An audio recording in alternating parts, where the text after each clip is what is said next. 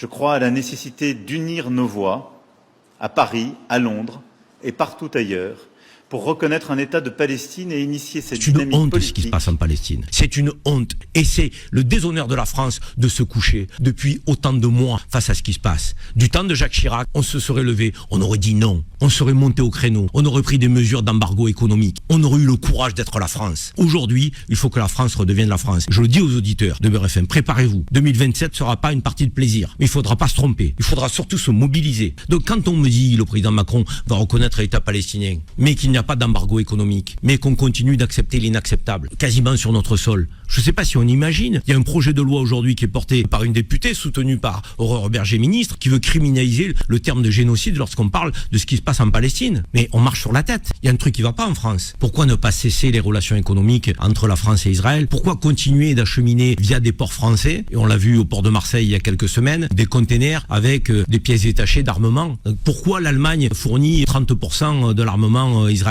Pourquoi on a aujourd'hui des salons de l'immobilier israélien avec des appartements qui sont vendus en France, des appartements qui sont construits sur des colonies? Là, on a l'impression qu'on se couche en permanence face au gouvernement d'extrême droite messianique. Je ne dis même pas sionisme, je dis colonialiste. Parce que ce qui se passe en Palestine, c'est du colonialisme. Au XXIe siècle, en 2025, on a 900 000 Israéliens installés en Cisjordanie, colons israéliens, qui exproprient les Palestiniens. On a à Gaza des guet-apens qui sont tendus à des femmes, des enfants, des vieillards qui crèvent de faim, qui sont affamés lorsqu'ils se dirigent vers des structures humanitaires pour aller essayer d'aller chercher un minimum d'aliments pour se nourrir. Et qu'est-ce qu'on fait? Bienvenue.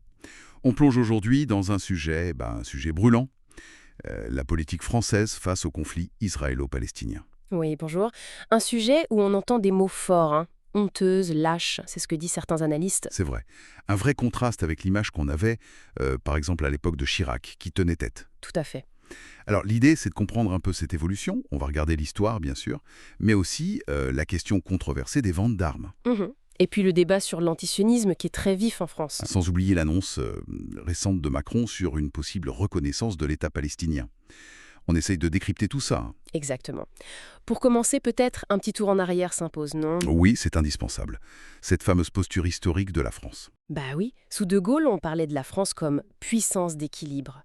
Il y avait cette politique arabe spécifique. C'était quoi l'idée derrière ça?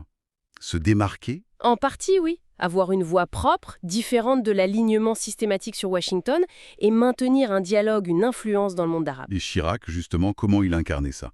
On a tous en tête son coup de sang à Jérusalem. Ah oui, 1996, ça c'était marquant.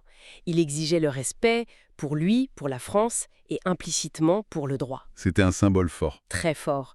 Et ses relations avec Arafat, ça montrait cette volonté de parler à tout le monde, de pousser la solution à deux États. Et après lui, qu'est-ce qui s'est passé? On parle souvent d'un glissement. Oui, progressivement, disons depuis les années 2000, avec Sarkozy, puis Hollande et Macron maintenant, on observe un rapprochement. Un rapprochement avec qui? Les États-Unis? L'Europe? Un peu des deux. Un alignement sur les positions, disons, majoritaires en Occident, même si, officiellement, Paris soutient toujours la solution à deux États. Mais ça a eu des conséquences, j'imagine. Bah oui, clairement.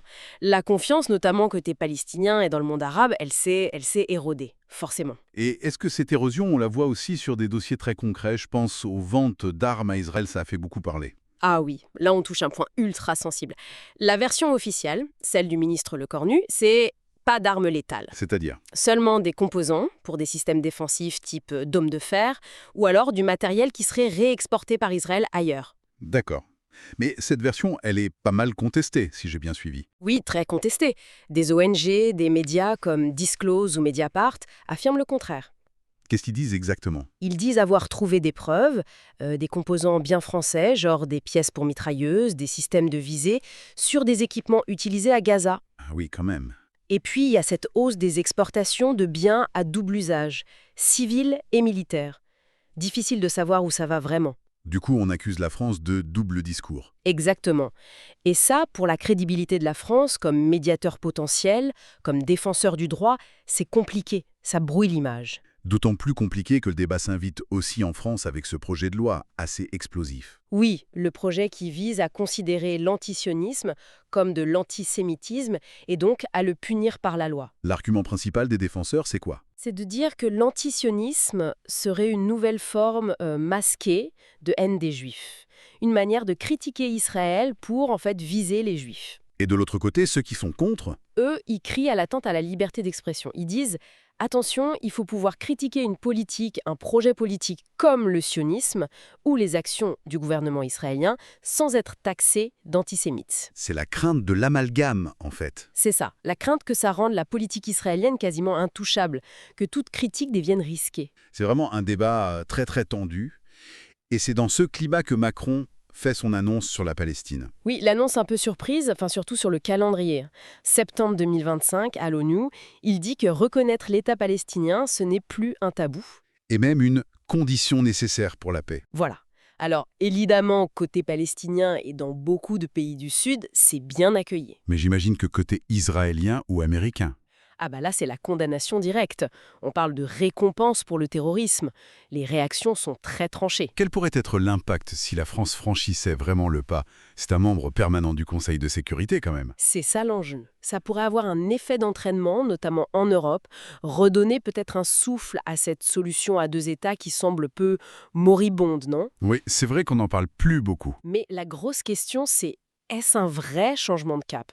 Une vraie rupture ou est-ce plutôt une manœuvre tactique? Tactique pour redorer l'image de la France peut-être, après les polémiques sur les armes, etc. C'est une des lectures possibles, oui. Difficile de savoir pour l'instant. C'est clair que c'est pas simple. Non, la position française, elle est vraiment Complexe. tiraillée entre cet héritage gaulliste un peu unique, les alliances d'aujourd'hui, les intérêts économiques aussi, il faut pas l'oublier. Et l'opinion publique française qui est elle-même très divisée sur la question, Exactement. Donc oui, la France est un peu à la croisée des chemins sur ce dossier. ce qui nous laisse avec une question, peut-être pour finir. Cette reconnaissance, si elle arrive vraiment en 2025, est-ce qu'elle aura un impact réel sur le terrain? Est-ce qu'elle peut changer la donne?